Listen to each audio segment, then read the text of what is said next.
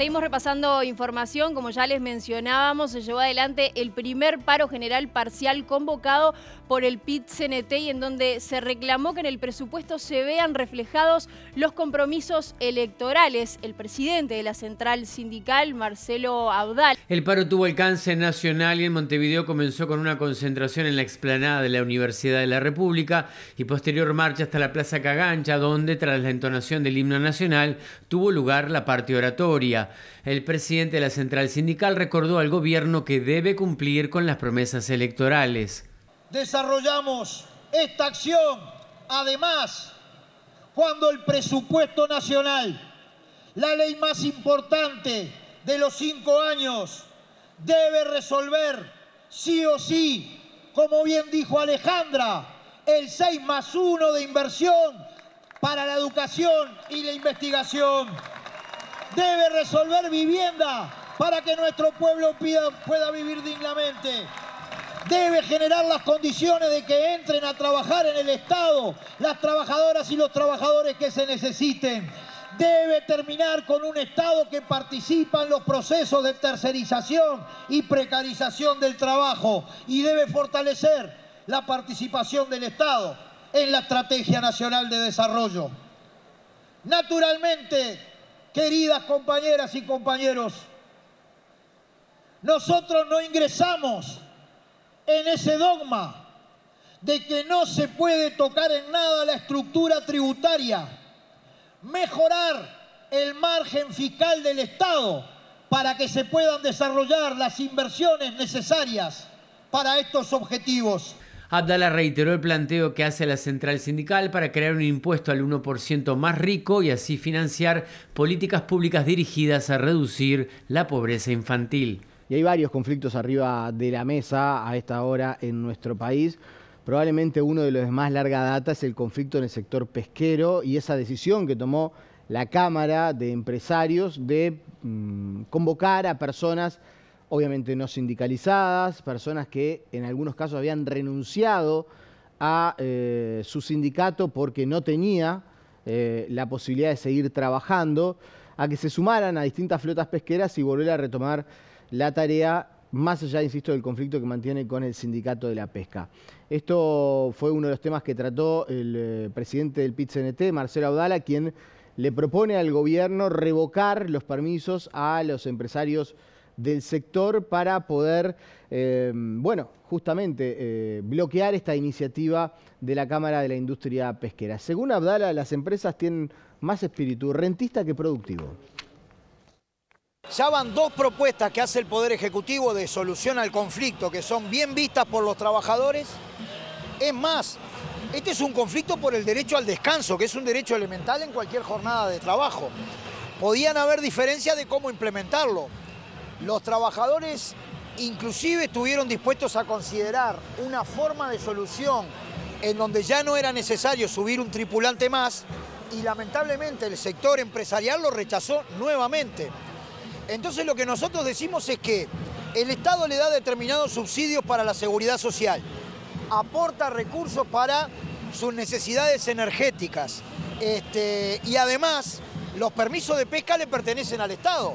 Yo creo que el sector empresarial debería aportar alguna contraparte, porque debería ser su responsabilidad empresarial, de modo de poder tener una pesca estable en condiciones adecuadas de trabajo, en donde no solamente se desarrollen todos los puestos de trabajo de dicha cadena productiva, que no es solamente la labor extractiva en la pesca, sino las plantas procesadoras de pescado, las actividades de carga y descarga, todos los oficios involucrados de una manera más adecuada. Yo creo que hay que pensar en una estrategia pesquera que erradique las causas de este conflicto, ¿no? ¿Hay margen para mejores barcos, para profesionalizar este tema? En algún momento hubo ILPE, hubo SOIP, no hay nada de eso ahora.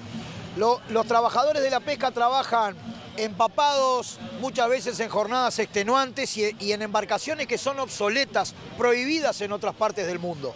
Nosotros, desde el punto de vista también del desarrollo industrial, planteamos que tiene que haber un plan para la renovación de la flota con la financiación adecuada, que se pague con trabajo en buenas condiciones y que permita dar un salto cualitativo desde el punto de vista del desarrollo. Bueno, ahora vamos a hablar de lo que fue el paro del PIT-CNT, el primero en este gobierno de Yamandu Orsi. En un año de discusión parlamentaria, ¿no? Discusión del presupuesto nacional que se está elaborando y que se tiene que entregar antes del 31 de agosto al Parlamento, y también con una gran conflictividad que hay, ¿no?, respecto a algunos sectores, sobre todo más, por ejemplo, el de la pesca, que lleva un conflicto ya de 3 meses, el sector lácteo, cosas que venimos repasando en BTV Noticias también. Sí, yo creo que el mensaje fue muy claro, ¿no?, al gobierno. El pueblo primero, más trabajo y salario mejor Uruguay. Esa fue la consigna. Y entre las principales reivindicaciones de la central sindical estuvo, bueno, la reducción de la jornada laboral, que es un tema que ya se ha avanzado incluso meses anteriores, la reducción de la pobreza infantil, las mejoras salariales en un año de establecimiento de las pautas salariales y también del presupuesto, y aparece nuevamente el gravamen al 1% más rico del país. Es como que de alguna manera... Eso generó polémica desde su origen. ¿Saben a qué me hace acordar eso? Sí. O un paralelismo que voy a hacer a lo que pasó con la reforma de la seguridad social, con el plebiscito. Porque recoge el guante de la central sindical para llevar a cabo el plebiscito. Algunos sectores, como el Partido Comunista y el Partido Socialista, apoyan este plebiscito, y esto es lo mismo. La central sindical recoge esta propuesta, la apoya algunos sectores del Frente Amplio, también el Partido Socialista y el Partido Comunista, no digo si son todos los legisladores en su totalidad, pero ya se han expresado varios a favor de esto. Entonces es algo que por lo menos me hace acordar, me parece que es bastante parecido. Lo que queda claro, Vali, Rosario, y a los televidentes es, y se lo escuchaba también a Botinelli hace algunos días, es que la agenda del gobierno, el sindicato y el PIT-CNT no es una agenda común. Claro, totalmente. Tanto que se le ha cuestionado el FAPIT, por ejemplo, lo que queda claro en esta primera movilización... que la central sindical tenga ese favoritismo con la izquierda. Claro, lo que sí va a estar candente en este año, más precisamente por el tema de presupuesto, ¿no? Tal cual. Bueno, dicho esto, les quiero preguntar entonces qué se viene para justamente este primer semestre, qué balance hacemos, cuál es la foto que podemos sacar al respecto. Bueno, la foto la vamos a ver atrás en pantalla de cuál es la conflictividad del primer semestre. Estos son datos de la Universidad Católica. Creo que me dijeron que había placa, no había placa. Bueno, sí, yo no escuché nada. Yo entendí que sí. Mire, esto es un estudio de la Universidad Católica del Uruguay que refleja lo que viene a ser el primer semestre. Exacto. No está dentro de esta placa el primer paro, este paro del que veníamos hablando. Bien, claro. Pero miren, en el primer semestre, en los primeros 6 meses, 44 conflictos e interrupción de actividades. ¿Cuántos se perdieron por estos conflictos? Bueno, 405.000 horas, jornadas laborales, mejor dicho, y 475.000 personas fueron las que estuvieran afectadas. Muy bien, ahí vemos algunas de las condiciones de trabajo, reivindicaciones salariales, por supuesto, los sectores con más conflictividad en el primer semestre: construcción, la industria, la educación y la salud. Bueno, de ahora en más, que debemos esperar entonces. Bueno, en lo que dice el informe de la UCU, señala que el segundo semestre promete una mayor intensidad, por esto que veníamos hablando, con la convocatoria de un paro general, que fue este que ocurrió. Sí. Por lo que será clave, dice, observar cómo se conduce la negociación colectiva ahora en las próximas semanas. Hay que destacar que el presupuesto tiene fecha límite 31 de este mes. Avanzamos con informaciones que tienen que ver con la crónica policial y judicial, porque 8 personas fueron condenadas tras los incidentes en Toledo, en el departamento de Canelones, que terminaron con 2 personas fallecidas. Uno de los condenados es menor de edad y deberá cumplir su pena internado en el INISA. El presidente de la República se refirió a este tema y también a la violencia en el fútbol.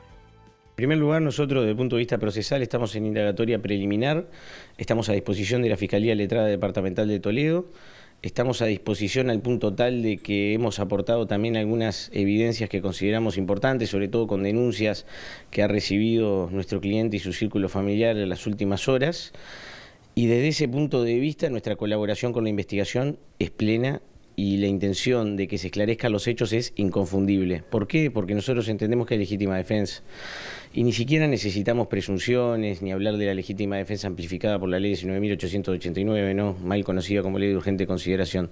Nosotros entendemos que hay legítima defensa porque hay una agresión ilegítima previa. Hay un punto que es central y es que la investigación ha avanzado con un grado de objetividad envidiable para el funcionamiento del que estamos acostumbrados del sistema, y ya tenemos algunas condenas. En esas condenas ya se habla de delitos que involucran el uso de arma de fuego. Eso ya acredita la legítima defensa en su base constitutiva, que es la agresión ilegítima previa.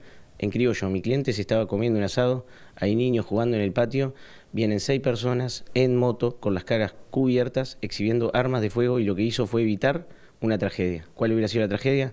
Que, por ejemplo, una criatura hubiera perdido la vida por un balazo, o que incluso sus amigos hubieran sido también lastimados, heridos mortalmente o directamente asesinados en ese episodio. No podemos perder de vista que mi cliente estaba comiendo un asado en la casa de un amigo, ¿no? Hay que descaracterizarle a los agresores como hinchas de Nacional. Esto no se trata de Nacional contra Peñarol, se trata de muchachos que tomaron una decisión lamentablemente precipitada y violenta, y que nos tiene que llevar a la reflexión de que no son los colores los que dividen los bandos en este caso, sino que hay solo dos bandos, agredidos y agresores. En este caso nosotros entendemos mi cliente es el agredido y lo único que hizo es defenderse. Varias reflexiones, una de ellas es que poco tiene que ver con el fútbol, lo que está pasando. A ver, se vincula, se toca y tiene más que ver con la pasión y la violencia y otras cosas que de repente están relacionadas y capaz que se nos escapan. Muy doloroso porque... Es doloroso que no haya hinchada, que no haya público. Aún así hubo hechos violentos, hay un tema social. ¿Qué puede hacer el Ministerio del Interior para prevenir eso? ¿Perdón? ¿Qué podía hacer el Ministerio del Interior para prevenir lo que ocurrió? Sin gente igual hay muertos. Yo creo que no solo el Ministerio del Interior, es una discusión bastante más profunda. Evidentemente acá hay otras cosas que se conectan, si pertenecen a algún colectivo, si no pertenecen, qué grado de vínculo pueden tener con áreas del crimen organizado. Y lo otro es que paremos a veces con la manija que todos nosotros entramos a veces en esto que es tan pasional como el deporte, ¿no?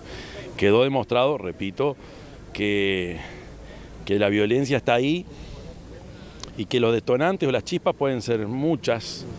En este caso el deporte, el fútbol, que poco tiene que ver con el deporte, muchas veces es la chispa esa que todos esperamos que no ocurra, pero bueno, están investigando, hoy estuve con el ministro hablando largo y tendido de esto,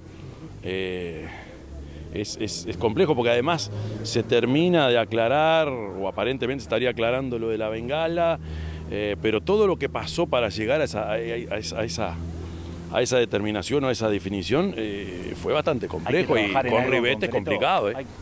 Hacemos una breve pausa en la información y enseguida volvemos con más BTV al día. Hay más noticias para compartir.